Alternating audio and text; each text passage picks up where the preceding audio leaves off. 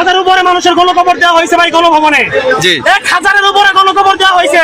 এই স্বৈরাচারী সরকার আমাদের ছাত্রদের গণকবর দিচ্ছে, সাধারণ মানুষের গণকবর দিচ্ছে। ওরা ফাঁসি চাই, ফাঁসি। ওর গুপ্তার মতো বিদায় মারতে চাই আমরা জনগণ।